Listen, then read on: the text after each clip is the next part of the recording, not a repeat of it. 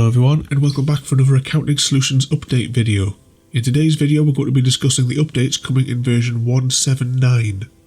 These include changes to the customer order entry form, allowing you to quickly add commonly purchased items to the basket and quickly use the last selling price if it differs from the calculated or fixed pricing. In addition, options for wastage and staff pricing have been brought forward, along with several other bug fixes. To get started, you'll need to install the update, so you'll be sent the link to download the latest version. Simply open that zip file, right click on the icon on your desktop and go to Open File Location. And then it's a simple case of dragging and dropping the file across and replace in file destination. Once that's done, launch the system as normal. And when prompted, click Enable Content to the security warning. You'll then be prompted to install the update fully. Press Yes. Then enter your username and password or scan your ID badge or NFC tag to log on.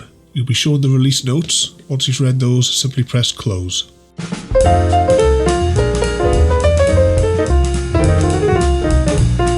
First we're going to have a look at the customer order entry form changes.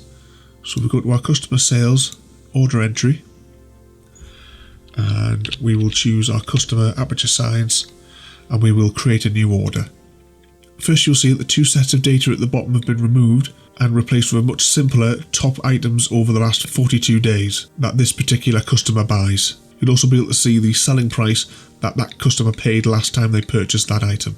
There's also additional functionality to this as well. If you double click on a row, it will be added to the basket in the top there. And in addition, if you wish that to go out at the same price as last time, perhaps your calculated price might be different, you can double click on it again and it will place that previous rate in there. So in this scenario, if we were to calculate the prices as normal, you would see there that the original price would have been £100, but then you can override it with the controls there.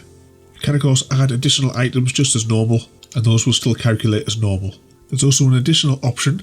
If we just add some more products there, you'll see that there's an extra control here that will allow you to use last pricing on the entire order, but that only goes for items that are listed here.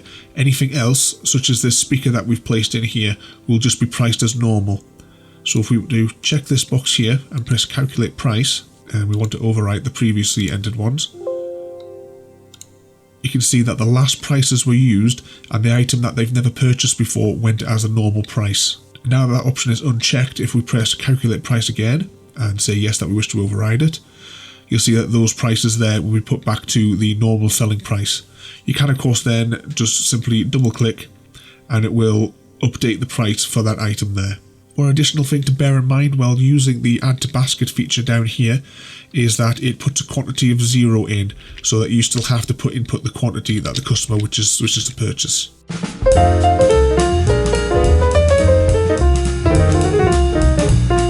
Next we're going to have a look at a minor bug fix on the stock corrections form. So we'll go to purchase orders, stock corrections. Occasionally some of these cells may display an error message. If that occurs, just simply press reset. You also have the option to clear any values that you've entered in case you wish to start again.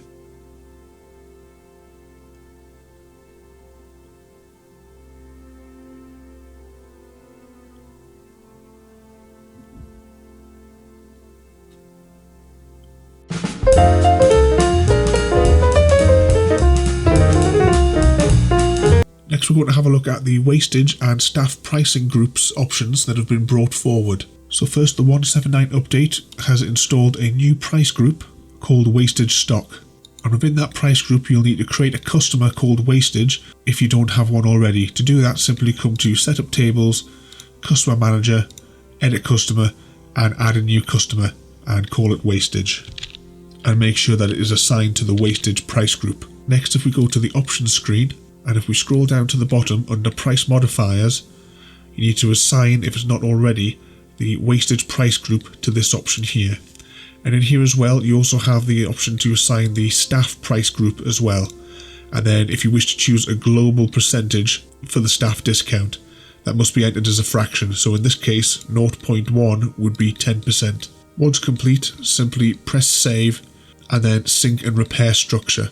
and that will refresh the price groups with all the correct pricing for staff and the 0 rates for wastage. This will allow wastage to be processed by creating a customer order that will show cost values for losses, but the selling price will be down as 0.